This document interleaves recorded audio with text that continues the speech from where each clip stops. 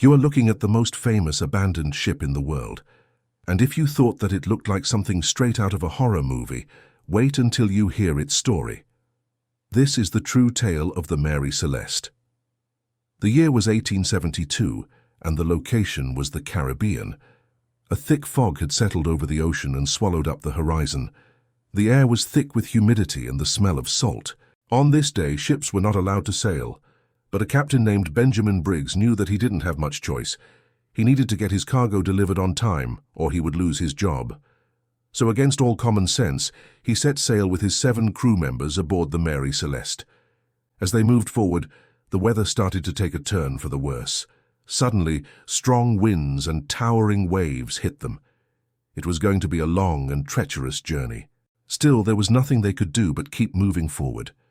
4 days into the journey, when the lookout shouted, "Land ho!" the crew felt a wave of relief wash over them. But the land they were spotting was not what they expected. In fact, it was something that they had never seen before. They were off the coast of Puerto Rico, an island none of them had ever been to. As the ship neared the shore, the men started making preparations for docking. The sails were furled, the anchor was dropped, and soon they were ready to disembark. But there was one problem. The Mary Celeste wasn't supposed to be here. Nobody lived on this island.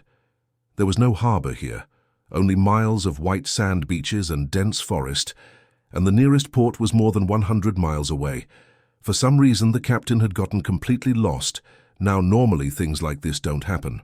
Even back then, maps were pretty accurate, especially in such a well-traveled part of the world.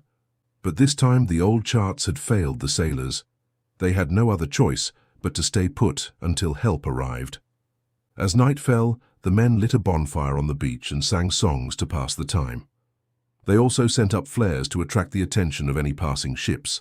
Then they did something that seemed very strange. They tied a white sheet to the ship's mast so that it would catch the attention of search parties. This is odd because in those days, ships only did this if they were in grave danger or if they were under attack by pirates. But these men were neither of those things. Day turned into night, and still nobody came. Food started running low, and the men became desperate. They began catching fish and eating berries to sustain themselves. They were tough, but they weren't prepared to survive for longer than that. After 5 long days, they decided to abandon ship and try to walk to the nearest port. They left a note explaining their actions and then started walking, but after a few miles they realized that it wasn't going to work. Either they would run out of food or be bitten to death by mosquitoes. Plus, the ship was carrying valuable cargo that they couldn't just leave behind. They returned to the beach and waited for another ship to arrive. And finally, on the 10th day, they were spotted, and a rescue party arrived to take them off the island. But what they saw when they boarded the Mary Celeste was beyond anything they could have imagined. You see, when they left the ship, they had tied up all the loose ends. They had put the fires out, secured the hatches, and even tied up the dog. But now everything was different. Some of the barrels on the ship were open, and food was strewn across the floor.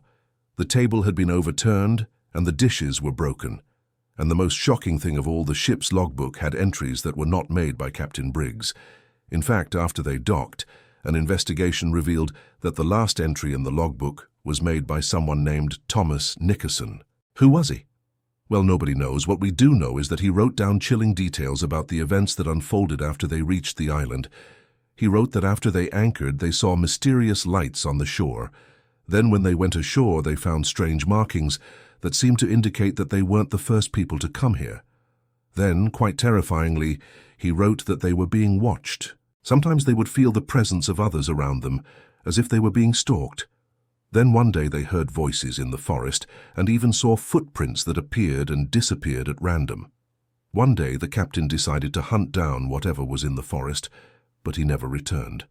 Then the sightings increased. At night they would hear screams in the forest that sounded like they were coming from humans. One night they even saw a huge shape moving through the trees. None of the men wanted to go into the forest anymore. Then strange things started happening on board the ship. Sometimes the men would find rope tied in strange knots, even though they had not tied anything up since arriving on the island. Sometimes tools would go missing, only to be found lying around the deck the next morning, and once they even saw what looked like a ghostly figure walking across the bowsprit. It was too much for some of the crew to handle, and they started losing their minds. One man jumped overboard and drowned himself. Another went insane and spent his last days babbling incoherently. The rest of them became too afraid to leave the ship, which is why they tied up the sheet to the mast to attract attention. But who was doing all of this? Was it the ghost of Captain Briggs? Maybe. Or perhaps the natives of this uncharted island were trying to scare them away. But the mystery doesn't end there. When the rescuers arrived, they found all the crew members dead on the ship. They had apparently died of starvation, but nobody had touched their bodies. As if whoever had killed them had also embalmed them. The men were mummified, and it seemed like they had been dead for years, not days. This is where things get stranger. You see, the Mary Celeste was later found to be sailing on autopilot. The supplies were still intact, and some of the barrels had been opened, meaning that whoever had killed the crew had done so methodically and efficiently. Not only that, but the ship had traveled several hundred miles after they were killed, eventually running aground on a sandbar near the coast of Haiti. To this day, nobody knows what happened on that ship, or who was responsible for killing the crew. Some believe that it was a crazed fellow crew member who snapped and murdered everyone, then preserved their bodies in the barrels of the ship. Others blame pirates who attacked the vessel, stole the cargo and then left the crew to die, but some think that it was something far more sinister. Maybe it was the ghosts haunting the ship, or maybe the men were the victims of a horrifying supernatural force that still lurks in the waters of the Caribbean. Which explanation do you think makes the most sense? Let me know your thoughts. If you want to hear another scary story, then check out the video on screen now. If you want to support the channel even more, then become a patron where you can watch each video before it goes live without any ads. Thank you very much for watching.